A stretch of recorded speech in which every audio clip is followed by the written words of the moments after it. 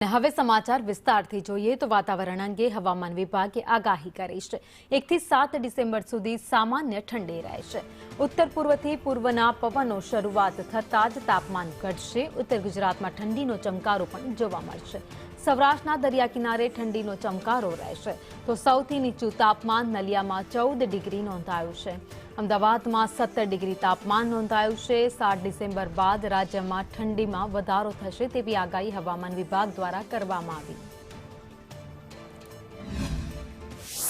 अगले 7 दिन के लिए आज का जो वेदर फोरकास्ट है 1 दिसंबर से लेकर 7 दिसंबर तक मौसम आमतौर पर शुष्क रहने का पूर्वानुमान दिया गया है।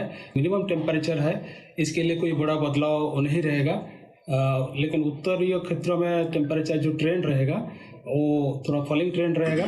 हवा का दिशा है राज्यों में उत्तर पूर्व से पूर्व दिशा से हवा आ रहा है, मतलब अभी उत्तर दिशा से ठंडी हवा आ रही है और इधर से जो इस पूर्व दिशा से हवा आ रहा है, गर्मी हवा आ रहा है। दोनों का मिक्सिंग के कारण ये थोड़ा सा ठंडी गर्मी फील हो रहा है। उत्तरी भाग में लेकिन टेम्परेचर डाउन होगी और दक्षिण क्षेत्र में थोड़ा सा टेम्परेचर बढ़तर रहेगा।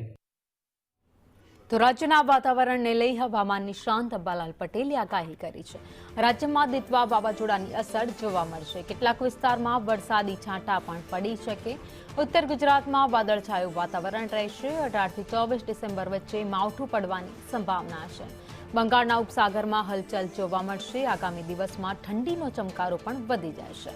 ડિસેમ્બરના અંતમાં હાડ થીજવતી ઠંડી પડશે તો જાન્યુઆરીના પ્રથમ 2 સપ્તાહમાં ઠંડી વધવાની છે। उत्तर गुजरात में लघुत्तम तापमान 12 डिग्री सुधी जशे तो नलियामां पण ठंडीनो चमकारो जोवा मळशे। उत्तरना पर्वतीय प्रदेश में हिमवर्षाथी ठंडी वधशे तेवी आगाही कराई छे। लगभग 2 डिसेम्बर थी 8 डिसेम्बर वच्चे लघुत्तम तापमान में घटाडो थवानी शक्यता है। उत्तर गुजरातना भागों में लगभग लघुत्तम तापमान 13 डिग्री 14 डिग्री और क्यारे 13 थी नीचुं थवानी शक्यता रहे। कच्छना नलियामां पण लघुत्तम उष्णतामान घटवानी शक्यता रहे। राजकोटना भागों में लघुत्तम उष्णतामान 15 डिग्री सेल्सियस आसपास थवानी शक्यता रहे। 22 डिसेम्बर बाद काती ठंडी वीक मळी। 27 डिसेम्बर में हाड़ थीजवता पवनो फूंकाय। 11 जान्युआरी पर हाड़ थीजवता पवनो फूंकावानी शक्यता रहे। तारीख 5 डिसेम्बर थी 10 डिसेम्बर हवामान में पलटो आई सके और क्या वादळवायु के छांटा थवानी शक्यता रहे।